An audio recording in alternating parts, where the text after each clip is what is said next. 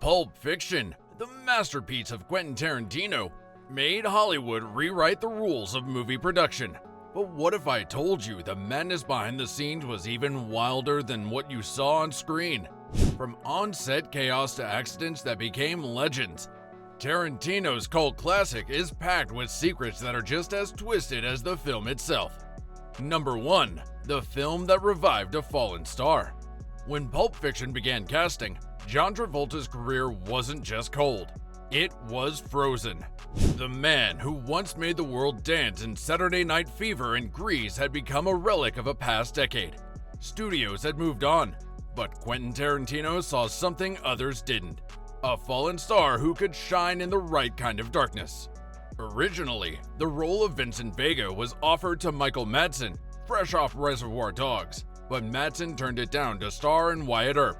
That small choice changed film history. Travolta stepped in, slicked back his hair, and became a hitman with a surfer's chill. A man who could talk about burgers and heroin in the same breath. Overnight, Travolta was reborn. From disco floors to drug dens, Pulp Fiction didn't just give him a role, it gave him redemption. And that dance scene with Uma Thurman, that wasn't nostalgia, it was resurrection on film. Number 2. The Bathroom Curse. Here's something most fans miss. Every time Vincent Vega goes to the bathroom, something terrible happens. He excuses himself, and the world collapses. When he steps away, Mia Wallace overdoses. When he's reading in Butch's apartment, he gets blown away. And when he's on the toilet at the diner, well, all hell breaks loose. It's such a weird, almost cosmic pattern. You might think it's a coincidence, but Tarantino never does anything by accident. Maybe it's his way of saying that in Pulp Fiction, life doesn't wait. Turn your back for a minute and chaos kicks down the door. In a film filled with bullets and bad choices, the deadliest weapon of all might just be a toilet. Number 3. The Glowing Briefcase Mystery. The briefcase. That golden glow. That gasp from every audience since 1994. It's one of cinema's greatest mysteries because Tarantino never tells us what's inside, and that silence turned the briefcase into legend. Theories have run wild for decades. Some say it's gold bars, others think it's drugs, but the most haunting theory, it holds the soul of Marcellus Wallace himself. The code to open it, 666, doesn't help calm that rumor. But the truth is more fascinating. Tarantino intentionally left it empty. He wanted us to fill it with our imagination. Whatever we think is inside, greed, guilt, power, redemption, reflects who we are. That's why the glow feels so hypnotic, because it's not just a prop, it's a mirror. Number 4. The adrenaline scene that was filmed in reverse. That shocking moment when John Travolta stabs Uma Thurman in the chest with a needle, one of the most heart-pounding scenes in movie history, and it was filmed backwards. Travolta didn't actually thrust the needle into her, he pulled it out. Then the footage was reversed to make it look like he drove it straight in. No CGI, no trickery, just old-school movie magic. Uma Thurman later said it was terrifying even in reverse. Everyone on set held their breath. One mistake, one twitch, and that illusion would shatter. But when they played it back, it was perfect. A jolt of chaos so real, it made audiences flinch. That's Tarantino's brilliance, making something horrifying oddly hilarious. Number 5. The Wolf was written for one man only. Winston Wolfe, the man who cleans up messes. Harvey Keitel strolls into the film like a calm storm. Smooth, polite, terrifyingly efficient. He's on screen for barely 10 minutes, but he steals the movie. And that's because the part was written specifically for him. Tarantino idolized Keitel since Mean Streets. He loved the quiet danger, the professionalism, so he built the wolf in his image, the ultimate fixer in a world of screw-ups. Keitel didn't just play the wolf, he was the wolf. Sharp suit, faster mind, and total control. It's a short role that became a masterclass in cool. Number 6. The film that built a universe. Ever notice that Burger Jules eats before quoting scripture? This is a tasty burger. That's from Big Kahuna Burger, a fictional Hawaiian fast food chain. And it's not just a random name either. That same brand appears in Reservoir Dogs, Death Proof, and even From Dusk Till Dawn. Tarantino was quietly building a shared cinematic universe before Marvel even existed.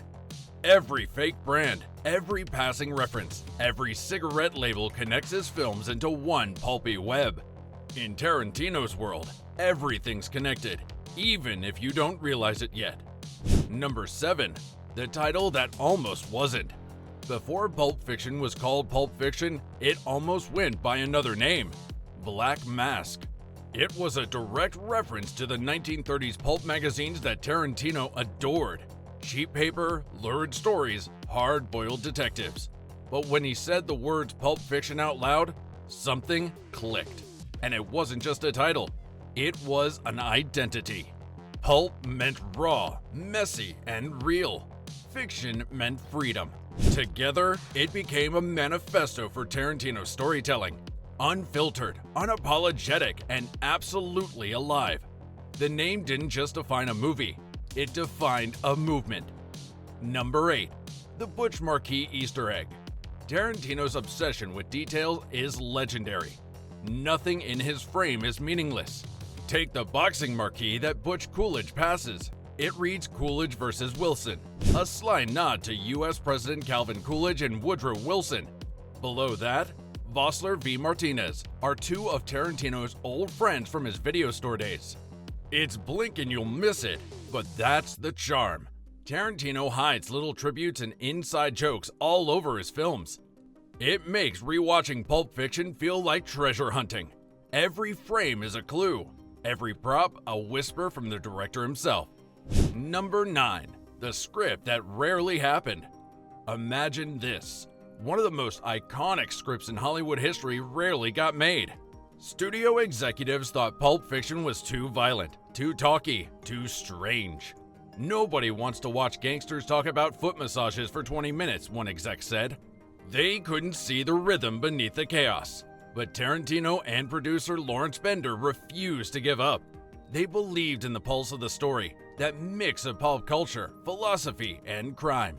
When it finally premiered at Cannes, it wasn't just a hit, it was an eruption.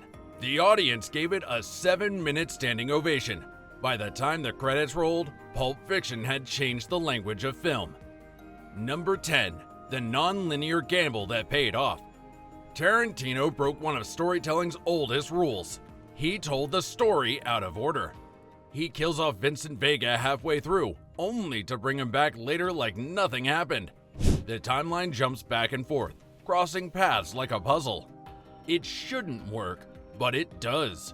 Because Tarantino doesn't care about sequence, he cares about feeling. By shuffling time, he turned every scene into a surprise. You don't just watch the story, you assemble it in your head like a crime scene. It's messy, risky, and genius, exactly like the film itself. Number 11. The rabbit that inspired a killer. Here's a fact so strange it sounds made up. Honey Bunny, the screaming robber in the diner, was named after a real rabbit. When Tarantino's typist was working on the early drafts, she asked him to feed her pet rabbit while she was away. He forgot, and the rabbit didn't make it. As a darkly funny tribute, she asked him to name a character after her beloved pet. Tarantino, being Tarantino, didn't pick a sweet, innocent role. He gave the name to a crazed stick-up artist. So when Pumpkin says, "I love you, Honey Bunny," he's unknowingly talking to a dead rabbit. Drop your theories in the comments, and if you love deep dives into movie secrets, make sure to subscribe.